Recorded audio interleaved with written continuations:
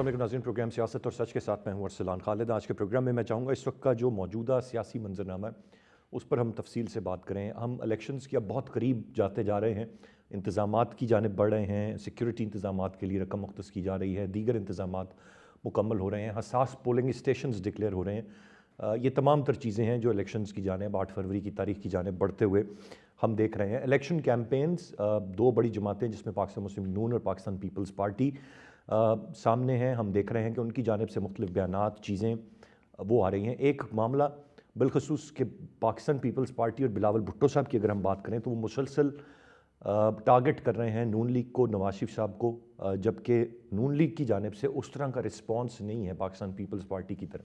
वो दीगर मसाइल को एड्रेस कर रहे हैं लेकिन उस तरह से रिस्पॉन्ड नहीं कर रहे। जो हालिया बिलावल भुट्टो साहब ने नवाज शरीफ साहब को मुल्की मसाइल पर मनाजरे का भी एक चैलेंज दे दिया, उसको भी जो क़यादत है नून लीग की उसकी जानिब से टॉप टियर ने रिस्पॉन्ड नहीं किया, बल्कि दीगर लोगों ने उस पर अपना रिस्पॉन्स ज़रूर दिया है। मरीम साहिबा की बात करें तो वो नवाज शरीफ साहब को अवाम के दरमियान लाने की या नवाज शरीफ साहब की महंगाई की फ़िक्र की मुसलसल बात करती हैं और महंगाई से रिलीफ़ देने की बात वो मुसलसल कर रही हैं। इससे पहले उन्होंने अपने जलसों का एक स्केड्यूल दिया था, वहाँ पर भी बड़ी मुख्तसर बात नवाज शरीफ साहब ने की और उसके बाद कल ये ख़बर सामने आई कि अब मुख्तलिफ रैलियाँ निकालने की बात और ख़ास तौर पर शहर लाहौर में रैलियाँ निकालने की बात जिनकी क़यादत नवाज शरीफ साहब और मरीम साहिबा करेंगे, उस पर अब उसकी जानिब बढ़ा जा रहा है। लाहौर जो कि गढ़ समझा जाता है नून लीग का, उसने उस तरीके से रिस्पॉन्ड नहीं किया नून लीग को अभी तक। इंतखाबी गहमा गहमी मजमूई तौर पर हमें बड़ी हद तक कम नज़र आ रही है, मुख्तलिफ हलकों में भी उस तरह से गहमा गहमी नहीं है। फिर एक मखसूस जमात के हवाले से कि शायद उसको उतनी स्पेस नहीं दी जा रही, और अगर वो वर्चुअली भी कोई चीज़ करने की कोशिश करते हैं तो उसके दरमियान भी बहुत सारी रुकावटें सामने आ जाती हैं। और अब अपने मखसूस हलकों में कहीं ना कहीं किसी हद तक कैंपेन ज़रूर है, लेकिन कोई बड़े पैमाने पर एक जमात जिसकी मकबूलियत के दावे बहुत हैं लेकिन उसके जल्द से जुलूस चीज़ें उस तरीके से नहीं हो पा रही जिस तरह से शायद बाकियों के लिए है। लेकिन बाकी सभी जमातें भी लेवल प्लेइंग फील्ड ना मिलने की बात या उसका गिला बहरहाल इस सूरत हाल में करती हुई नज़र आती हैं। किसी को लेवल प्लेइंग फील्ड नहीं है और कोई किसी नामालूम वजह की बिना पर ही अवाम में उस तरह से नहीं निकलना चाहता। सवाल यह है कि इतने कम दिन रह जाने पे जब बिल्कुल हम इलेक्शंस के करीब हैं तो हमें वो मोमेंटम उस तरीके से नज़र नहीं आ रहा, और फिर कहीं ना कहीं सुप्रीम कोर्ट के अहकामात तमाम तर मामलात के बावजूद इंतखाबात को मुलतवी कर देने या पाकिस्तान ईरान की टेंशन के दौरान इस तरह की बातें हमने कुछ लोगों की जानिब से सुनी जो सामने आई, और एक गैर यकीनी की जो सूरत हाल है वो बदस्तूर इस वक्त तक भी मैं कहूँ अगर के कायम है तो गलत नहीं होगा। मैं चाहूँगा आज के प्रोग्राम के पहले दो सेगमेंट्स में हम तफसील से इस सारे मामले पर बात करें और प्रोग्राम के आखिरी सेगमेंट में हम कुछ बात मईशत की करेंगे। इस वक्त जो IMF के साथ मामला तय पाने हैं, जो पाकिस्तान को पैसे मिले हैं, गो के माशी सूरत हाल बेहतरी के इंडिकेटर्स हमें नज़र आ रहे हैं, लेकिन साथ साथ इजाफी टैक्सेस जिनका बोझ अवाम पर पड़ना है, वो भी सारा का सारा मामला, और बाकी जो रोज़मर्रा इस्तेमाल की अशिया उनकी कीमतों में भी कहीं ना कहीं रिकॉर्ड इजाफे की खबरें भी हमें सुनने को मिल रही हैं। प्रोग्राम के लास्ट सेगमेंट में हम मईशत के हवाले से बात करेंगे। गेस्ट पार्टिसिपेंट्स का यहाँ पर तारुफ कराता चलूँ। प्रोग्राम में हमें ज्वाइन कर रहे हैं अजीम चौधरी साहब, सीनियर तज्ज़ियाकार हैं, बहुत शुक्रिया सर आपके वक्त का। आगा इकरार हारून साहब सीनियर एनालिस्ट हैं, हमें प्रोग्राम में ज्वाइन कर रहे हैं, और माजिद निज़ामी साहब भी सीनियर एनालिस्ट हैं, हमारे साथ प्रोग्राम में मौजूद हैं। चौधरी साहब, गुफ्तगू का आगाज़ आपसे करते हुए किस तरीके से देखते हैं आप, बिलखुसूस अगर मैं नून लीग की सियासत की बात करूँ, कौमी असम्बली के उम्मीदवारों की जो फहरिस्त जारी हुई है 51 नशिस्तों पर 51 सीट्स ऐसी हैं जहाँ पर किसी को टिकट नहीं दिया गया, किसी मसलत के तहत वहाँ से अपना उम्मीदवार ही नून लीग नहीं खड़ा कर रही, और ये वो जमात है जो दावेदार है कि उसने सोली इक़्तिदार लेना है और मुल्क को मसाइल से निकालना है। मैं नून लीग की अब तक की सियासत या मोमेंटम उस तरह से बिल्टअप ना होना या मुख्तलिफ प्लान्स तब्दील होना या मंशूर का अभी तक अनाउंस ना करना, वो भी कहीं 27 तारीख 26 तारीख का मैं सुन रहा हूँ जाके वो हतमी तौर पर उसको अनाउंस करेंगे। क्या कैसे देखते हैं आप इस वक्त पाकिस्तान मुस्लिम नून की पॉलिटिक्स को और उनकी सिलेक्शन कैंपेन को? गुजारिश ये है कि पाकिस्तान मुस्लिम लीग खुद एक कशमकश का शिकार है, और वो कशमकश ये है कि अगर हुकूमत उनको बनानी पड़ी या उन्होंने बनाई तो क्या वो हुकूमत कामयाब हो सकेगी। और यही वजह है कि कोई पॉलिटिकल पार्टी, दीगर पॉलिटिकल पार्टीज़ की भी यही सूरत हाल है, कोई पॉलिटिकल पार्टी अपना मैनिफेस्टो नहीं दे सकी। मैनिफेस्टो के बगैर पाकिस्तान के मौजूदा मसाइल یا آنے والے وقت کے مسائل حل نہیں ہو سکیں گے، اور کوئی بھی جو مینیفیسٹو دیا جائے گا وہ پورا نہیں ہوگا۔ اس کا مطلب یہ ہے کہ اس کے بعد جو الیکشن ہوگا اس میں اس جماعت کا خاتمہ ہو جائے گا جو حکومت بنائے گی، وہ کہیں دور دور تک نظر نہیں آئے گی۔ پاکستان مسلم لیگ لیڈر لیس پارٹی رہی ایک طویل عرصہ، ریموٹ کنٹرول کے ذریعے چلانے کی کوشش کی گئی، اور وہ ان کا پروگرام جو 2013 میں تھا، 18 میں بھی انہوں نے کوئی مینیفیسٹو نہیں دیا تھا میری اطلاع کے مطابق۔ 13 کا مینیفیسٹو 113-14 صفحوں پر تھا، اور اس میں بھی ایک مصالحتی کمیشن بنانے کی بات تھی جس کے ذریعے پچھلے مقدمات کو ختم کرنا، آگے جانا، پچھلی سیاست کو چھوڑ دینا، جنوبی افریقہ کی مثال دیتے ہوئے وہ معاملہ رکھا گیا تھا جی، اور اس کو کیمپین کا ایک خاص حصہ بنایا گیا تھا۔ 3.5 سال بھی ہیں، نواز شریف صاحب بھی تو 2 سال، 2.5 سال، 3 سال، جتنا عرصہ بھی وہ رہے پرائم منسٹر کے طور پر، وہ تو اس کو پورا نہیں کر سکے تھے، اور جو معاشی اہداف انہوں نے دیے تھے ان میں سے کوئی ایک چیز بھی اپنے انجام کو نہیں پہنچی تھی۔ تب بھی IMF کی طرف تھے، تب بھی انٹلیکچوئل فائنانس منسٹر فلور پر بھی جھوٹ بولتے تھے، اور ادروائز بھی جو وہ کہا کرتے تھے فگرز کو فج کیا کرتے تھے۔ اب بھی ان کے وہی برین ہیں، اور کوئی دوسرا شخص ان کی پوری ٹیم میں جتنے لوگ بھی انہوں نے کھڑے کیے ہیں ایسا نظر نہیں آ رہا، نہ سینٹ کے جو متوقع امیدوار ہیں ان میں کوئی شخص نظر آ رہا ہے جو پاکستان کا فائنانس منسٹر بن سکے گا۔ ایسے حالات میں جب ایک غیر یقینی کا اندر ایک پورا کا پورا سسٹم موجود ہو کہ سلسلہ نہیں چل سکے گا، کوئی پولیٹیکل پارٹی کوئی کمٹمنٹ کر نہیں سکتی، ذرا روٹی کپڑا مکان کی کمٹمنٹ کر کے دکھائیں، ذرا 1 کروڑ نوکریوں کی کمٹمنٹ کر کے دکھائیں، 50,000 گھروں کی کمٹمنٹ کرنے والے کہاں ہیں؟ یہ پاکستان کے ساتھ ایک مسلسل فراڈ ہو رہا ہے، ماسوائے اس کے کہ انہوں نے بہت سارے لوگ کھڑے نہیں کیے، اور انہیں یقین تھا کہ ان نشستوں پر یا ان کی ایڈجسٹمنٹ ہوگی یا وہ ہار جائیں گے، اس لیے انہوں نے کھڑے نہیں کیے۔ پاکستان مسلم لیگ نون سے زیادہ بہتر اور زیادہ بڑی تعداد میں تو کینڈیڈیٹ تحریک لبیک نے کھڑے کر دیے، جماعت اسلامی نے کھڑے کر دیے، جی، پیپلز پارٹی نے کھڑے کر دیے۔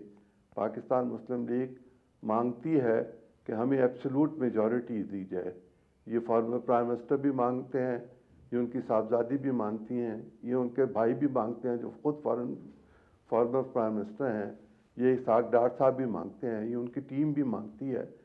لیکن جب آپ کے کینڈیڈیٹ کی تعداد ہی پوری نہیں ہوگی تو آپ جیتیں گے کیا اور کریں گے کیا؟ آپ کے پاس اگر ایبسولوٹ میجورٹی نہیں ہوگی تو پھر آپ یہ کہیں گے کہ جی ہم کولیشن گورنمنٹ کے پارٹنر تھے، یا ہم اس کے ساتھ ہمارے پارٹنر جو تھے وہ ہمیں یہ کام نہیں کرنے دے رہے تھے۔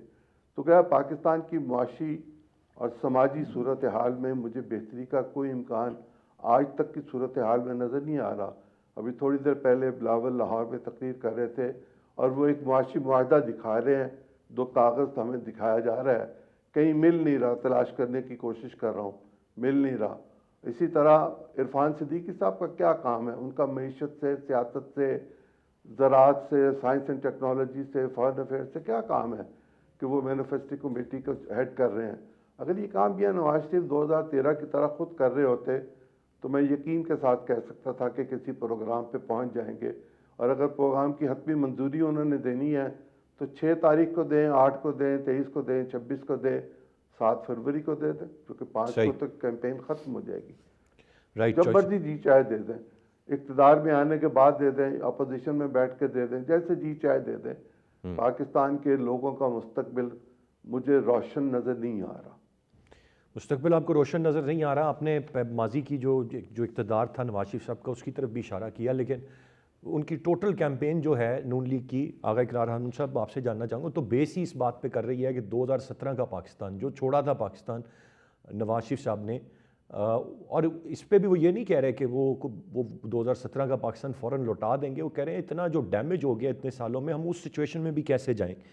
دعوے دار تو وہ ہیں، بہت سارے لوگوں کا یہ ماننا ہے کہ بات بھی ان کی ہو گئی ہوئی ہے، سلیکشن ان کا اپروول چیزیں ساری ہوئی ہوئی ہیں، لیکن 51 نشستوں پر ان کا کوئی امیدوار کسی کو ٹکٹ نہ دینا، اس طرح سے فل تھروٹل میں کیمپین نہ کرنا، اس طریقے سے عوام کا ان کو رسپونڈ نہ کرنا، پھر کس طریقے سے حکومت بنا پائیں گے یہ میں بالخصوص نون لیگ کی کیمپین کی یہاں پر بات کر رہا ہوں جس پر بہت سارے سوالیہ نشان ہیں اور سبھی اٹھا رہے ہیں. بہت شکریہ ارسلان. بات یہ ہے کہ آپ نے کمپین کی.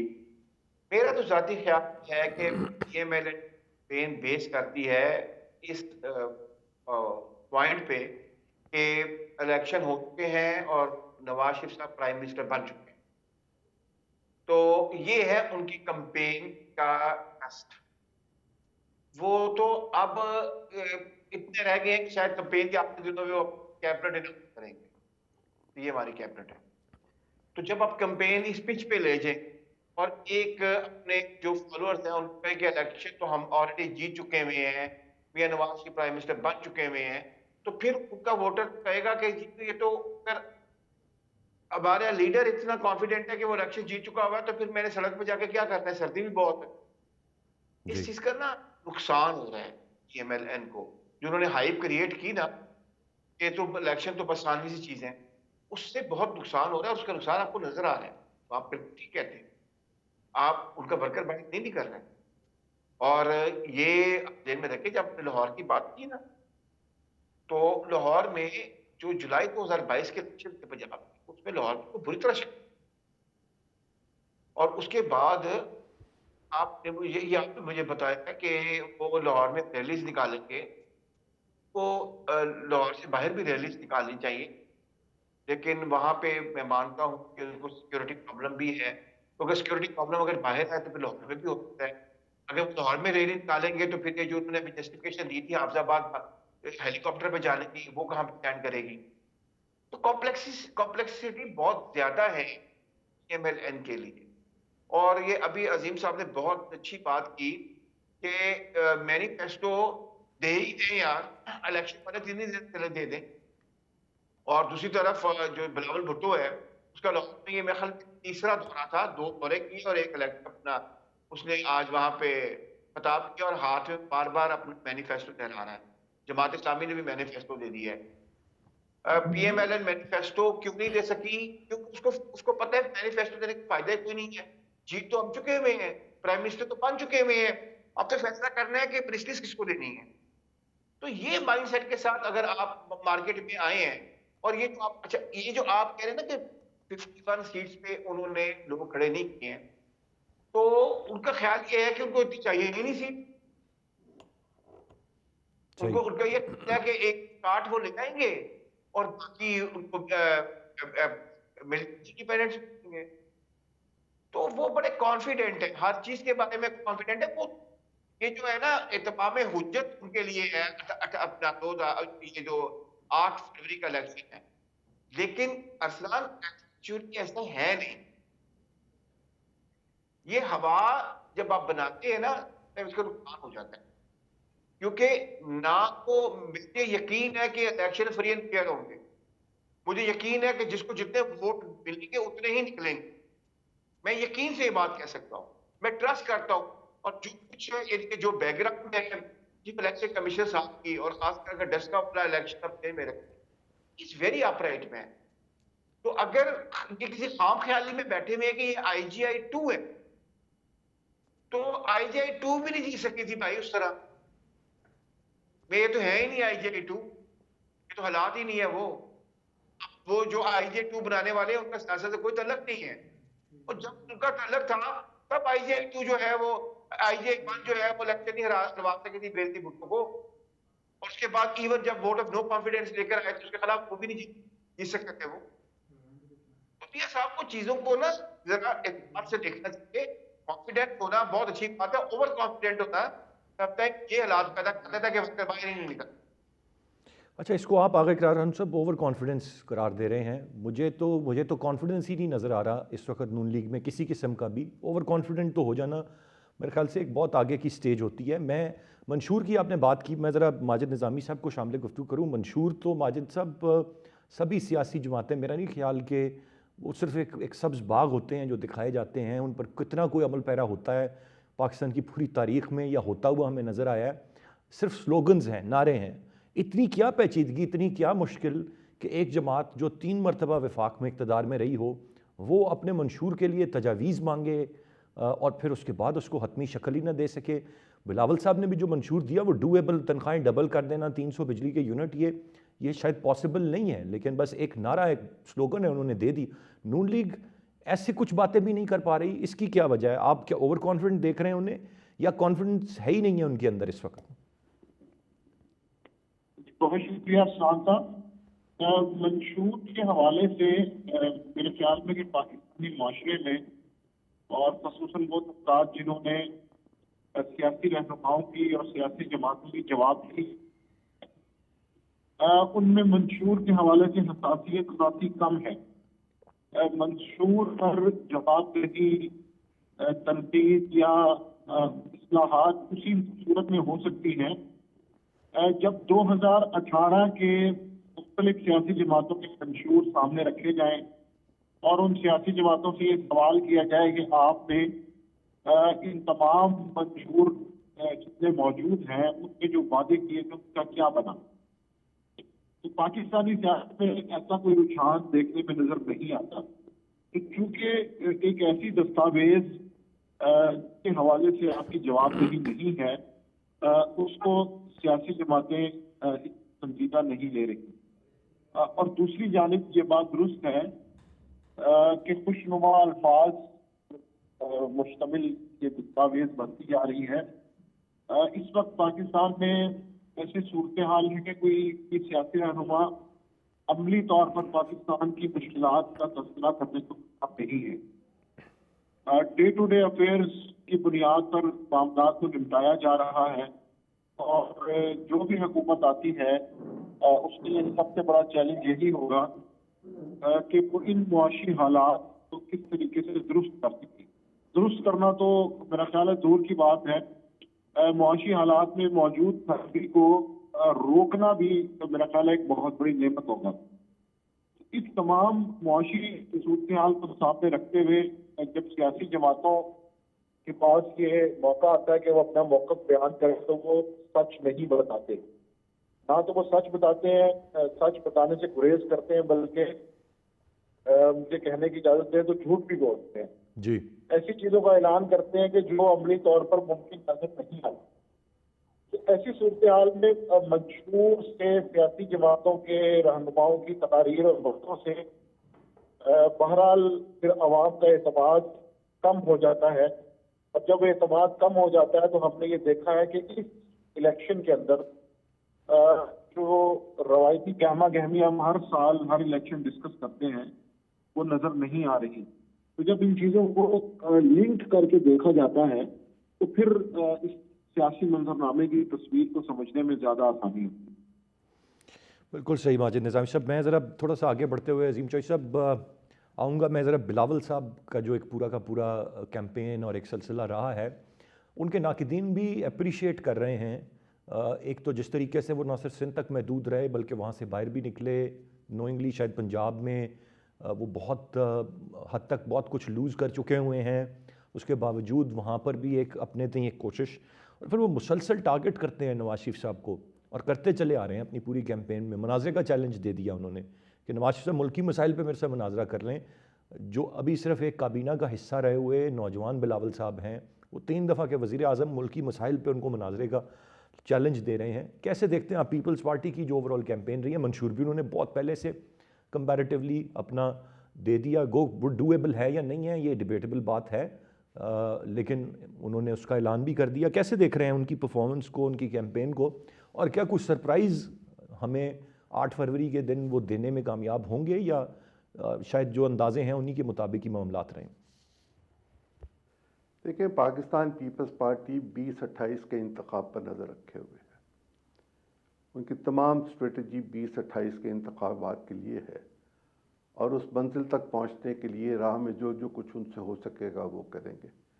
2024 کا انتخاب اسی سلسلے میں ایک کڑی ہے کہ وہ پنجاب میں بنی ہوئی، لاہور میں بنی ہوئی، ڈاکٹر مبشر کے گھر میں بنی ہوئی پاکستان پیپلز پارٹی کی ریوائیول چاہتے ہیں۔ کہیں آپ کو آصف زرداری صاحب کیمپین میں نظر آ رہے ہیں، کہیں ان کی تصویر نظر آ رہی ہے، کہیں ان کی تقریریں نظر آ رہی ہیں؟ پیپلز پارٹی کی جس شاخ نے ٹکٹ تقسیم کیے اس میں تو آصف زرداری صاحب آگے تھے، بلاول صاحب تو ٹکٹ ہولڈر ہیں۔ لیکن میں آپ کو ایک گزارش کروں، ایک انڈیا میں عام عوام پارٹی ہے یا عام آدمی پارٹی ہے، اس طرح کا کوئی نام ہے، دلی تک محدود ہے. انہوں نے کئی سال پہلے اپنے لوگوں کو 200 شاید یونٹ تک بجلی مفت دینے کا اعلان کیا تھا، اور وہ دے بھی رہے ہیں، اور وہ اس کی وجوہات بھی بیان کرتے ہیں اور وجہ بھی بتاتے ہیں کہ ہم نے یہ پیسے کہاں سے انتظام کیے اور ہم پر اس کا کوئی بوجھ نہیں پڑتا. اتنی بجلی تو ویسے چوری بھی ہو جاتی ہے. یہ ہے جماعت اسلامی کا منشور چھپا چھپایا اس الیکشنز کا. اس میں بھی لکھا ہوا ہے انہوں نے کہ غریب خاندان کو 300 یونٹ تک بجلی مفت کر دی جائے گی. یہ ہے میاں نواز شریف صاحب کا وہ منشور جو 2013 میں تھا. اس میں وہ شروع کرتے ہیں توانائی سے. توانائی کے جو یونٹس لگے اس زمانے میں یقیناً بہت اچھے لگے، بہت بجلی آئی، لیکن کیا لوڈ شیڈنگ ہو رہی ہے ملک میں؟ کیا ان کے جو پرائس ہے وہ کتنی ہو گئی ہے؟ کیا ہم سستی بجلی تب نہیں لے سکتے تھے؟ ہم تو سی پیک کے ذریعے بجلی گھر لگا رہے تھے، صرف اس لیے کہ ہم اپنے افتتاح کا معاملہ کر سکیں اور ہم یہ بات بتا سکیں کہ ہم بجلی پیدا کر رہے ہیں. وہ بہاولپور میں لگا ہوا سولر پلانٹ وہ کتنے کا یونٹ دے رہا ہے اور اس میں سے کتنی بجلی پیدا ہو رہی ہے؟ شاید 10 میگا واٹ، 100 میگا واٹ کا لگا تھا، ایسا ہی ہے کچھ. جی. ان حالات میں بلاول بھٹو بھی حکومت کا حصہ رہے ہیں، اور وہ جو کچھ شہباز شریف صاحب نے کیا اس کے وہ ذمہ دار ہیں، چونکہ کیبنٹ میں پیپلز پارٹی کی پوری نمائندگی موجود تھی اور فیصلے سے پہلے بھی آپس میں مشورہ ہوتا تھا. اس میں جے یو آئی بھی شامل ہے، اس میں دیگر جماعتیں بھی شامل ہیں. تو اجتماعی فیصلہ کرنے کی بنیاد پر کابینہ میں اس بات کی ذمہ داری سے وہ بری ذمہ نہیں ہو سکتے کہ جو کچھ ہوا اس میں وہ شامل نہیں تھے یا ان فیصلے میں وہ شامل نہیں تھے. انڈسٹری کی منسٹری تو انہی کے پاس تھی نا، فارن منسٹری تو انہی کے پاس تھی. لوگوں سے جب قرضہ مانگنے کے لیے جانا ہوتا ہے تو فارن منسٹر بھی اس میں شریک ہوتا ہے کسی نہ کسی طریقے سے، یا کم از کم فارن آفس ضرور شریک ہوتا ہے.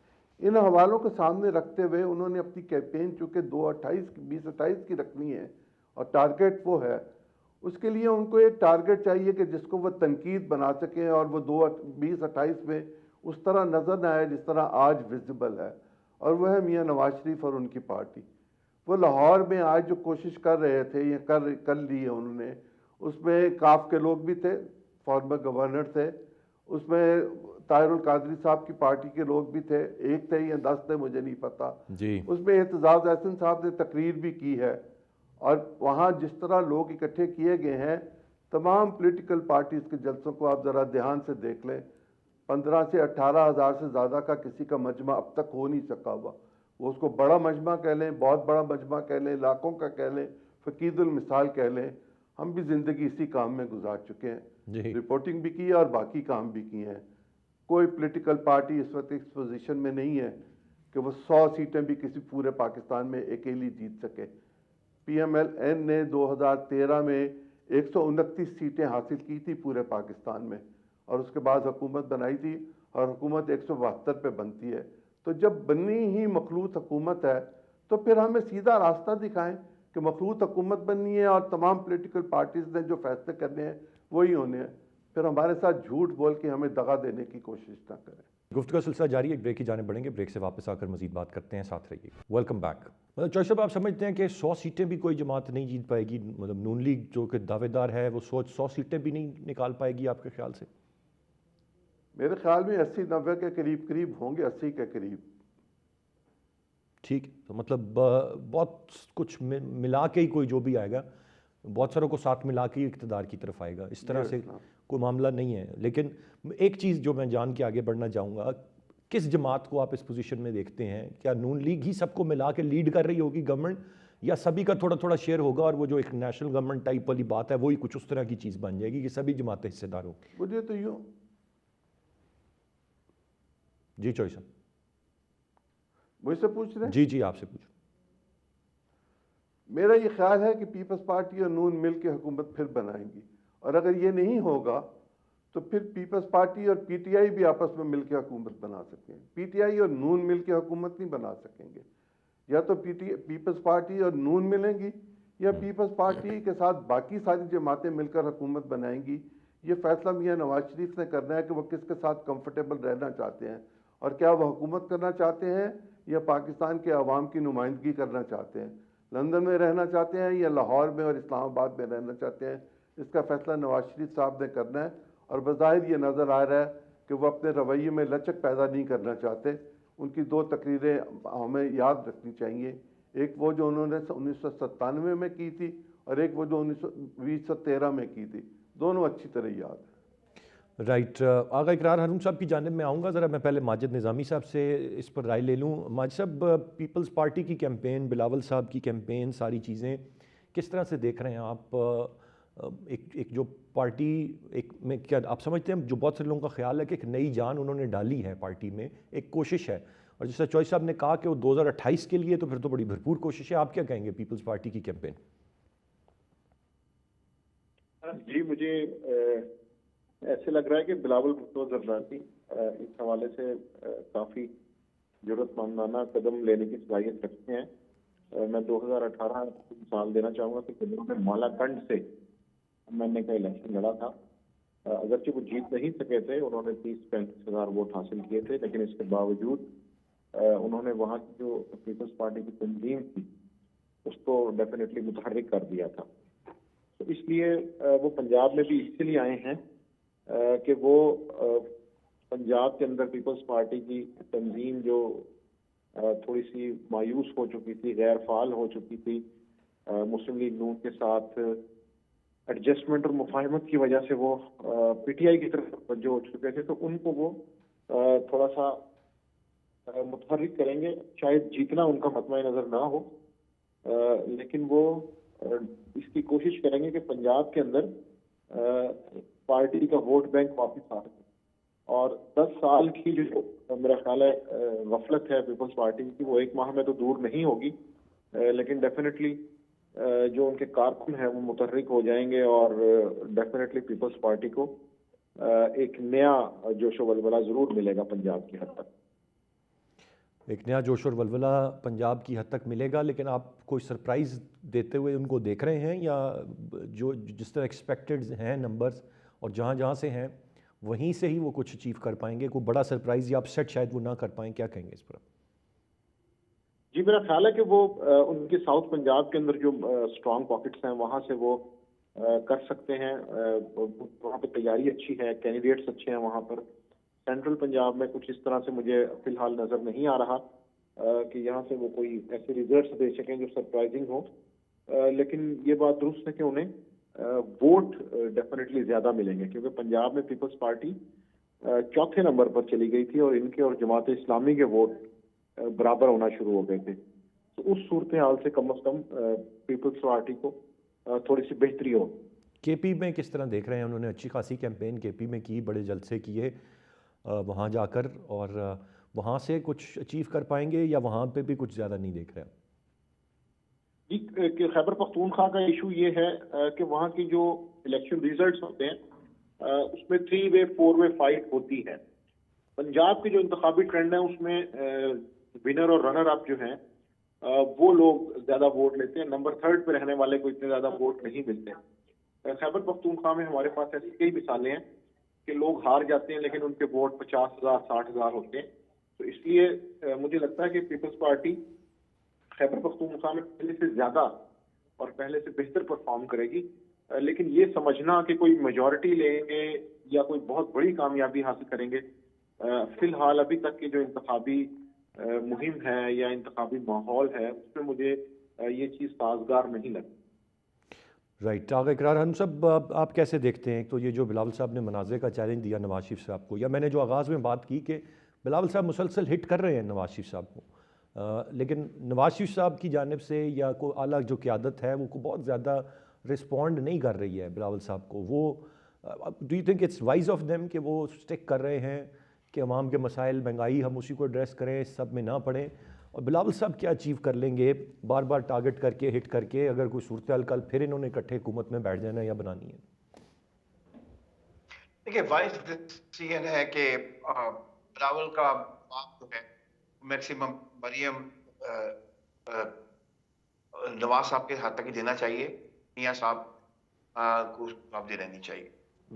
جہاں تک کیا اچیو کر لیں گے، میں اس پہ یقین رکھتا ہوں، جیسے کہ عزیز صاحب نے بھی بات کی ہے پاکستان پیپلز پارٹی کا جو ٹارگٹ ہے 2028 کے الیکشن ہی ہے. ٹھیک ہے, اگر آپ پارٹی پوزیشن اگر آپ چیک کریں نا 2018 کے الیکشن, تو آپ یہ ذہن میں رکھیے کہ پاکستان پیپلز پارٹی نے پنجاب سے 6 سیٹیں نکالی تھی, جبکہ پی ایم ایل این نے سندھ میں کوئی سیٹ نہیں نکالی. اور آر ٹی ایس بیٹھنے کے باوجود بھی اور تمام پری الیکشن ریگنگ ہونے کے باوجود بھی اور انجینئرنگ ہونے کے باوجود بھی پی ایم ایل این نے پنجاب میں سیٹس نکالی تھی اور پی ٹی اے کی صرف 66 سیٹیں تھی, 2 سیٹ کا فرق تھا پنجاب میں. سب کچھ کرنے کے بعد مکمل 11 سال کی مینوورنگ, 11 سال کا وہ سارا کمپین جس میں ٹارگٹ صرف اور صرف Pakistan Peoples Party, J U I اور پی ایم ایل این تھی. اس کا رزلٹ کیا نکلا تھا کہ آر ٹی ایس بٹھانے کے باوجود بھی صرف 66 سیٹیں آئی تھی پی ٹی آئی کے پاس, اور 64 پی ایم ایل این کھڑی تھی, اور 6 سیٹیں پیپلز پارٹی نکال گئی. تو اب اس میں آپ یہ دیکھیے گا کہ نہ تو آر ٹی ایس بیٹھتے ہیں, نہ پیچھے 11 سال کی کمپین ہے پولیٹیشن کے خلاف. کہ اس لیے جو ریزلٹس ہے نا وہ پی ایم ایل این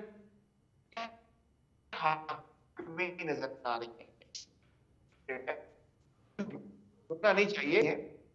اور 51 سیٹس پہ جو انہوں نے لوگ کٹنے کیے, بریک ڈاؤن بیک اپ نہیں ہے کہ نیشنل ساری کی ساری 51 اسمبلی کی ہیں, یہ بتائیے گا مجھے. جی آغا اقرار کہ ٹوٹل اگر تو 51 نیشنل اسمبلی کی سیٹس ہیں, پھر تو میں آپ کی بات مانتا ہوں کہ ان کو پرابلم کینڈیڈیٹ کھڑے کرنے میں ہے, لیکن آپ 51 نکال بھی دیں, وہ سیکیور کر کے ان حالات میں بھی اگر وہ 60 بلکہ 70 کے قریب لے کے جا سکتے تھے, تو میں آپ کو کہہ رہا ہوں کوئی اس دفعہ 120 وہ لے جائیں گے. 120 ایک دفعہ ان کے پاس آ گئی تو 172 بنانا مشکل نہیں ہوگا. اچھا, یہ قومی اسمبلی کی ہیں جی کامن نشستیں, آپ کہہ رہے ہیں کہ 120 پھر بھی لے جائے گی نون لیگ آرام سے؟ ہاں جی, میرا خیال میں لے جائے گی. یہ کون سے اسٹرانگ پاکٹس آپ کو نظر آ رہے ہیں جہاں کی یہ نشستیں ہوں گی؟ یہ سارے وہی پاکٹ ہے جو آر ٹی ایس نہ بیٹھتا تب بھی وہ لے گئے. پنجاب دیکھیں, بات یہ ہے کہ آپ اندازہ لگائیں, ان کو لاہور میں اپنا ان سے سیٹیں لے لی گئی تھی. گجرانوالہ میں لوگوں نے منہ کے اندر ہاتھ ڈال کے سیٹیں نکالی تھی. فیصلہ آباد سے سیٹیں ساری لے لی گئی. راول پنڈی کو کمپلیٹلی مائنس کر دیا گیا تھا پی ایم ایل اے کو. پاکٹس کی بات کر رہے ہیں, یہ تو وہ پاکٹس تھی. ہزارہ میں ان کو ان کے ساتھ جو ہوا سر, آر ٹی ایس بیٹھنے کے باوجود میں آپ کو فگر بتا رہا ہوں, they got 64 سیٹ, اور پی ٹی آئی جس کے لیے آر ٹی ایس بٹھایا گیا تھا صرف 66 سیٹ. سر ہمیں حقیقت میں رہنا چاہیے نا. بہت کچھ بدل نہیں گیا کیا آغا صاحب 2018 سے لے کے؟ یہی 2011 کے بعد یہی بات کی گئی, بہت کچھ بدل گیا, بہت کچھ بدل گیا, یہ کرپٹ ہے, یہ کرپٹ ہے, یہ کرپٹ ہے, یہ چور ہے, یہ ڈکیٹ ہے. یہ سارا 11 سال کا تماشے کے باوجود بھی پیپلز پارٹی لے گئی 36 سیٹیں, 43 سیٹس, اور پی ایم ایل لے گئے 67 سیٹ. بھائی اب تو کوئی ایسی کمپین نہیں ہے مارکیٹ میں, اور 11 سال وہ گزر چکے.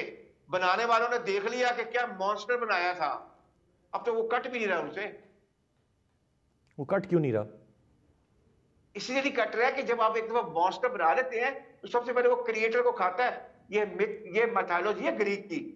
گریک میتھالوجی میں جب بھی کوئی مانسٹر بنایا جاتا ہے نا ان نیچرلی, تو سب سے پہلے کریٹر کو کھاتا ہے, اور اس کی طاقت وہ لے.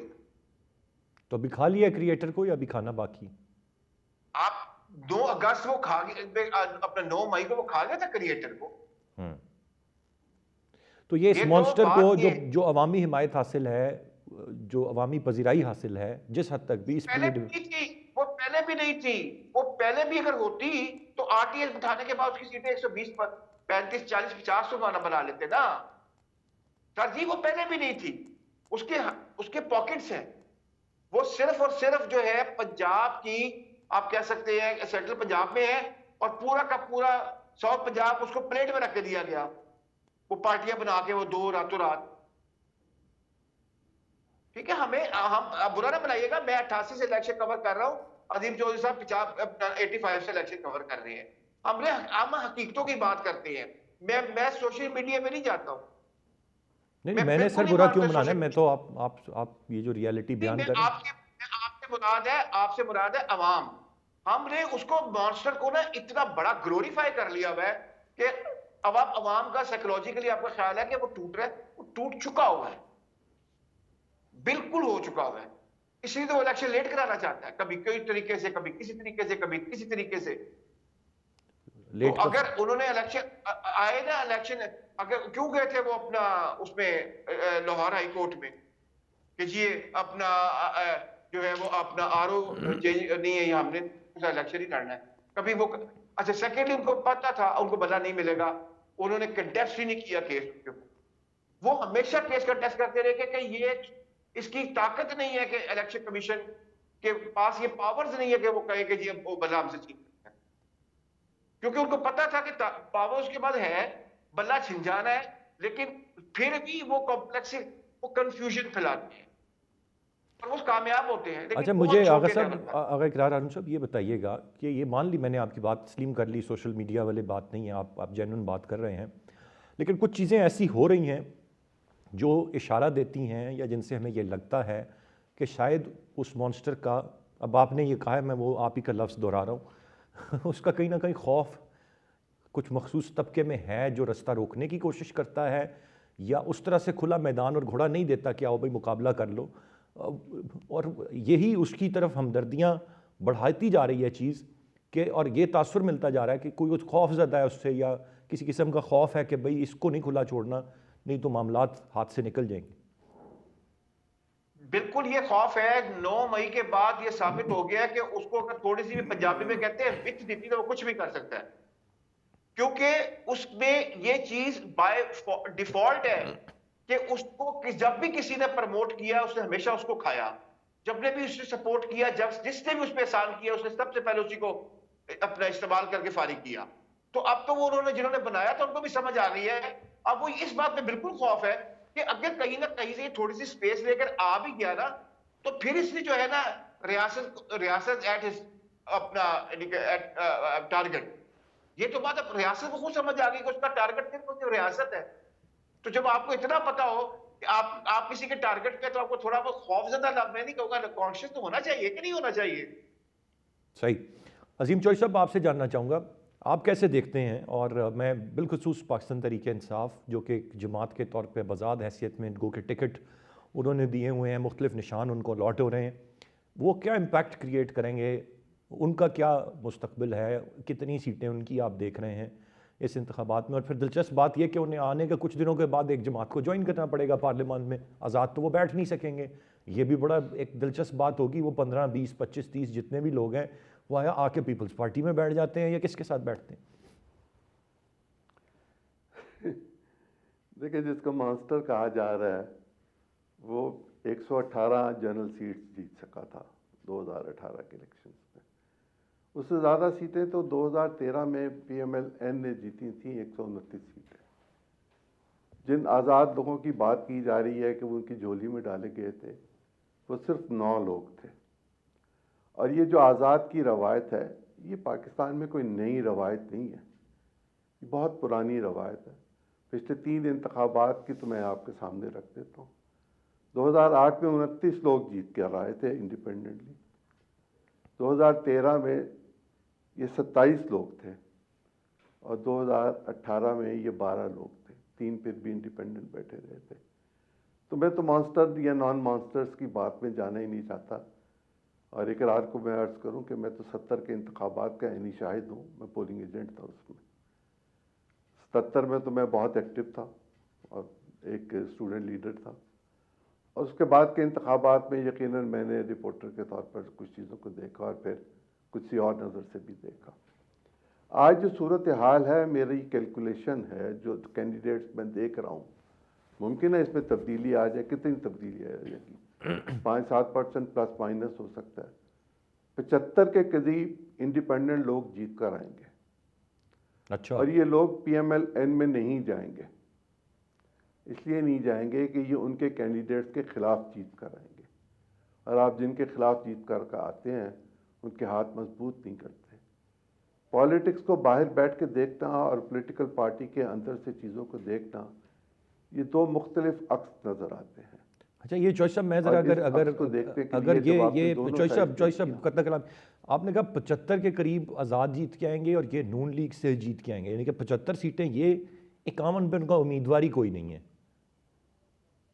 پیچھے بچا کیا ہے نون لیگ کے لیے لینا؟ میرے خیال میں 80، میں نے تو آپ سے کہا میرے خیال میں 80 کے قریب لوگ ان کے جیتیں گے. صحیح. پیپلز پارٹی کتنا جیتی میکسیمم؟ پیپلز پارٹی نے 2008 میں حکومت بنائی تھی 91 لوگوں کے ساتھ. آپ مجھے سن سکتے ہیں؟ جی چوائس صاحب، I'm all ears. میں آپ ہی کو سن رہا ہوں. آپ کی آواز نہیں ہے. میں آپ ہی کو سن رہا ہوں چوائس صاحب. 91 لوگوں کے ساتھ P M L N, P T I نے 91 لوگوں کے ساتھ حکومت بنائی تھی 2018 میں، اور یہی 342 کا ہاؤس تھا. یہ تو ایک میکنزم ہے، اس میکنزم کے تحت آپ چلتے ہیں، آپ اپنے ہم خیال لوگوں کو اکٹھا کرتے ہیں، آپ ایک پروگرام پہ متفق ہوتے ہیں، کچھ ٹارگیٹس اس میں سے حاصل کرتے ہیں، کچھ ٹارگیٹ لوگوں کو بے وقوف بنانے کے لیے چھوڑ دیتے ہیں کہ یہ نہیں ہو سکتے، اور وہ نعرے ہوتے ہیں. اب میں آپ کو ایک اور پہلو گزارش کر دوں، دونوں انٹلیکچوئل آپ کے ساتھ ہیں. پاکستان کی پولیٹیکل پارٹیز کو یہ بیماری ہے کہ وہ پاکستان کی پلاننگ کمیشن کے حوالے سے جو ترتیب دی ہوئی اسکیمیں ہوتی ہیں، اسکیمز ہوتی ہیں، سوچ ہوتی ہے، خیال ہوتا ہے، اس کو پروجیکٹ کرتے ہیں اپنے پولیٹیکل مینیفیسٹو میں. یہ ہمیشہ ہوتا ہے. اور جب آپ اس کو پروجیکٹ کر رہے ہوں اور آپ خود وزیر پلاننگ رہے ہوں پاکستان کے، تو پھر آپ کو پتہ ہوتا ہے کہ آپ نے چیزوں کو کہاں پروجیکٹ کیا ہوا ہے. اور اگر حالات جوں کے توں رہیں، جو کہ نہیں رہتے، سیاسی حالات بدلتے رہتے ہیں، اور جب حالات جوں کے توں نہ رہیں تو پھر وہ چیزیں تلپٹ ہو جاتی ہیں. پھر گھر بھی نہیں بنتے، پھر نوکریاں بھی نہیں دی جاتی، پھر قرض لے کر کہا جاتا ہے پاکستان کی بڑی خوش قسمتی ہے کہ پاکستان کو پیسے مل گئے ہیں. اگلے 2 سال میں ہم نے جتنے پیسے دینے ہیں، پاکستان میں کوئی ڈیولپمنٹ کا کام ڈھنگ سے نہیں ہو سکے گا. میرے اندازے کے مطابق 40 ارب ڈالر سے زیادہ ہم نے اگلے 2 سال میں دینا ہے. اس میں سے کچھ ہم رول بیک کرائیں گے، کچھ ہم واپس کریں گے، کچھ ہم نئے قرضے لیں گے. ہم قرضوں سے نجات حاصل کریں گے تو کچھ کریں گے نا. ہمیں چاہیے کہ ہم کوئی ایسی صورتحال پیدا کر کے دیں لوگوں کے سامنے، بالکل ایک دفعہ سچ بول دیں اور یہ نہ کہیں کہ یہ پچھلوں کا کیا ہوا.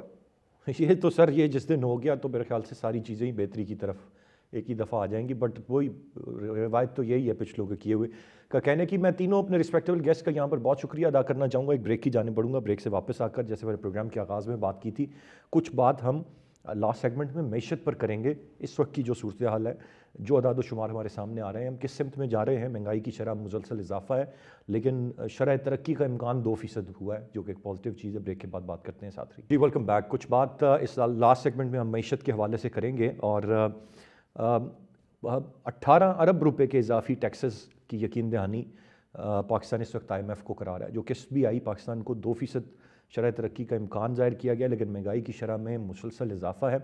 22 اشیاء کی قیمتیں ایسی ہیں جو ہم دیکھ رہے ہیں کہ بڑھ گئی ہیں، اور مختلف جو چیزیں ہیں ان کی قیمتوں میں اسی طرح کا اضافہ ہے. اس پر ذرا کچھ بات کریں گے.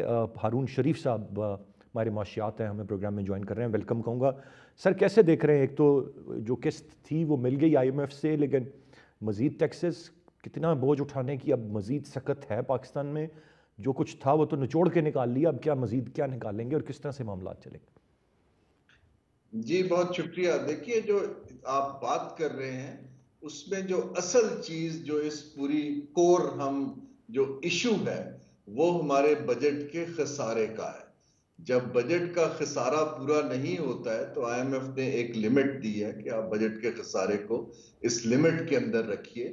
جب ہم اپنے اخراجات نہیں کم کر پاتے، اور کیونکہ شرح نمو 2% کی رینج میں چل رہی ہے جس کو ہم ریسیشن کہتے ہیں، 2 سال سے پاکستان ایک ریسیشن میں ہے، تو پھر وہ ایڈیشنل جو آپ کو پیسہ چاہیے حکومت کو چلانے کے لیے اور حکومت کے اخراجات پورے کرنے کے لیے، وہ پاس آن کر دیا جاتا ہے عوام کو. اب یہ جو منی بجٹ کی بات ہو رہی ہے، اگر تو یہ ہر بندے کے اوپر لگ رہا ہے تو میرے حساب سے بہت انفیئر ہے. اگر جو لوگ زیادہ کمائی کر رہے ہیں یا اپر انکم والے ہیں ان پہ لگ رہا ہوتا اور نیچے والے لوگوں کو ٹارگیٹڈ سبسڈی مل رہی ہوتی تو وہ ایک بہت اچھی چیز دکھائی دیتی ہے، کیونکہ اس کی ضرورت ہے. جب بھی کسی اکانومی کے اندر گروتھ نہیں ہو رہی ہوتی تو آپ کا جو 40% طبقہ غربت کی لائن کے آس پاس ہے یا سفید پوش اس سے اوپر بھی ہیں، ان کو پروٹیکٹ کرنا اولین ذمہ داری ہوتی ہے ریاست کی.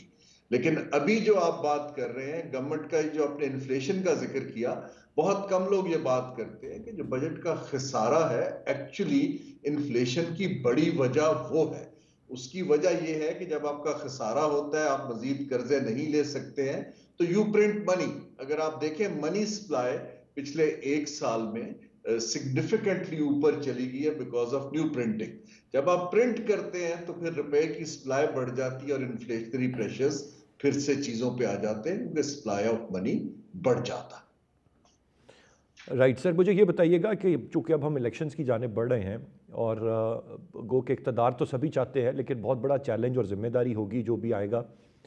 کس حد تک آپ کو، ایک تو پی ایم ایل این بڑی دعوے دار جماعت ہے، اقتدار میں آنے کی منشور انہوں نے ابھی تک نہیں دیا. میں اس پہ آپ ظاہر ہے پولیٹیکلی کامنٹ اس پہ نہیں، لیکن جس طرح سے یہ کہہ دیا جانا صرف اپنے مینیفیسٹو میں کہ 300 یونٹ تک بجلی ہم مفت دے دیں گے، ہم تنخواہیں ڈبل کر دیں گے، اتنی چیزیں بنا دیں گے، یہ ساری چیزوں کے پیچھے کوئی تھاٹ پروسیس ہوتا ہے یا یہ دیکھا جاتا ہے کتنی ڈویبل ہے، یا یہ popular slogans just for the sake of elections raise کر دیے جاتے ہیں؟ ایبسلیوٹلی پاپولسٹ سیلنگ جی. اس کے اندر کوئی سبسٹنس نہیں ہے، کوئی بیک گراؤنڈ پیپر نہیں دکھایا گیا، کوئی وائٹ پیپر نہیں ہوتا، نہ کوئی تھنک ٹینک ہے پارٹیز کے اندر. میں تو اس پہ بہت سخت ڈس اپوائنٹڈ ہوں. چیلنجز اس قدر زیادہ ہیں کہ ہم پھر سے ایک ڈریم بیچنے کی کوشش کر رہے ہیں ریالٹی سے بہت زیادہ فاصلہ رکھ کے. تو یہ تو اس میں آپ بڑے کلیئر رہیں. دیکھیے جو سیاسی پارٹیاں ہیں ان کو تو اب تک چاہیے تھا کہ اپنی اکنامک ٹیم کو سامنے لاتے، ان کی ڈیبیٹ شروع کرواتے کہ چیلنجز کو کیسے دیکھنا ہے. میں آپ کو 2 ایگزامپلز دیتا ہوں. ایک تو یہ جتنے سلوگنز ہیں اگر آپ دیکھیں ان میں پالیسی کا کوئی لنک نہیں ہے، یہ ٹرانزیکشنز ہیں. دیکھیے اس کو سمجھنا بہت ضروری ہے کہ ہم ٹرانزیکشنل طریقے سے پاپولزم کو پروموٹ کر رہے ہیں کہ جی ہم یہ ڈیل کر دیں گے، ادھر پیسے دے دیں گے، یہاں سے آپ کو بجٹ سے چھوٹ دے دیں گے. یہ کوئی پالیسی نہیں ہے. پالیسی یہ ہوتی ہے کہ ہم نے اپنی انڈسٹریل پالیسی ہم یہاں سے یہاں لے جائیں گے، ایگریکلچر ویلیو ایڈیشن کے لیے یہ کریں گے، آئی ٹی سیکٹر کو پروموٹ کرنے کے لیے ہم پالیسی دیں گے. اور وہ کیا دیں گے؟ ہم اکنامک ڈپلومیسی خطے میں اس طرح کریں گے. جو پروگریسو نیشنز ہیں، آپ کمبوڈیا کو دیکھیں، ویتنام کو دیکھیں، بنگلہ دیش کو بھی دیکھ لیجئے یا شری لنکا کو، اس وقت وہ ایک پالیسی کی حل دنیا کو آفر کر رہے ہیں. اس پہ پھر انویسٹر کا بھی انٹرسٹ آ جاتا ہے. اگر آپ بڑے لیول پر بھی دیکھیں، ہم گورنمنٹ ٹو گورنمنٹ ٹرانزیکشنز کی کوشش کر رہے ہیں انویسٹمنٹ کھینچنے کے لیے. اگین ڈیلز، بجائے اس کے کہ ہم انویسٹمنٹ کلائمیٹ بنانے کی کوشش کریں جو کمپیٹیٹو ہو ہمارے کمپیٹیٹرز کے ساتھ، ہم کوئی زمین کی ڈیل، منرلز کی ڈیل، زراعت کی ڈیل، پورٹس کی ڈیل لیز پہ دے دیں، پرائیویٹائز کر دیں. یہ سب ٹرانزیکشنز ہیں جو کہ آپ نے یعنی کھیس کرنی ہے. لیکن ان کے اوپر ایک اوور آرچنگ جب تک پالیسی شفٹ نہیں آئے گی کہ معیشت کا ڈھانچہ بدلنا ہے، تب تک دنیا آپ کو سنجیدگی سے نہیں لے گی. ہارون شریف صاحب، یہ جو آئی ایم ایف کی ایک سٹیٹمنٹ میں نے پہلے بھی کوٹ کی، مجھے ذرا اس پر بتائیے گا کہ پاکستان کی معاشی صورتحال وہ کہہ رہے ہیں بہتر ہو رہی ہے اور 2% شرح ترقی کا امکان ہے، یہ آئی ایم ایف کہہ رہا ہے. یہ اس کو کیسے دیکھتے ہیں آپ؟ Is it a positive thing? How much positive is it? اور یہ صرف امکان ہے یا ہم واقعی 2% ترقی کر پائیں گے؟ جی، آئی ایم ایف یہ نہیں کہہ رہا ہے کہ معاشی صورتحال بہتر ہو رہی ہے. آئی ایم ایف کہہ رہا ہے کہ آپ کی میکرو اکنامک سٹیبلائزیشن بہتر ہو رہی ہے. اس کا مطلب یہ ہے کہ آپ جو آپ کے ریزروز پہلے سے کچھ مضبوط ہو رہے ہیں، آپ کے جو فائنینشیل مینجمنٹ کے ٹارگٹس دیے تھے آپ نے کچھ میٹ کر لیے ہیں، آپ نے امپورٹس پہ کرب لگا کے کرنٹ اکاؤنٹ کو کنٹرول کیا ہوا ہے. آئی ایم ایف یہ نہیں کہہ رہا ہے کہ آپ کی معاشی گروتھ 2% تو ہمارے لیے بہت خطرناک ہے ایکچولی، جہاں پاپولیشن گروتھ اس سے زیادہ ہے. بہت سارے جو 30 لاکھ لوگ، بچے اور بچیاں جاب مارکیٹ میں آ رہے ہیں، اکنامک اپرچونٹی چاہتے ہیں، اس کے لیے تو ہمیں کنسسٹنٹلی 7% گرو کرنا ہے. آئی ایم ایف کی پالیسی کے تحت تو آپ جو ہے دیکھیے نا، شرح سود اتنا ہائی ہے، پرائیویٹ سیکٹر جو ہے وہ گرو نہیں کر پا رہا ہے. تو یہ گروتھ اور جابز کہاں سے آئیں گے؟ یہ آپ کو ان پیرلل، جو میں نے پہلے بات کی، ہم نے پالیسیز بنانی ہے تاکہ ہم اس طرف چل پڑیں. IMF تو آپ کو ایک برجنگ کر رہا ہے کہ آپ اپنے بلز پے کر لیں، تو ہمیں اس چیز کی طرف سمہاؤ ہمارے سیاستدان تو اب IMF سے لون کی ٹرانچ لینے کو بھی سکسیس ڈکلیئر کر رہے ہیں۔ دیکھیں IMF کے پاس جانا کوئی سکسیس نہیں ہوتی، ایکچولی شرمندگی کی بات ہے کہ ہم بیل آؤٹ کے لیے گئے ہیں، ہم ڈیفالٹ کی طرف جا رہے تھے، تو ہمیں تو پالیسیز بنا کے کوئی سسٹینیبل گروتھ کی طرف چلنا ہے، اور یہی میری ایڈوائس پولیٹیکل پارٹیز کو ہے کہ مضبوط اکنامک ٹیم بنائیں۔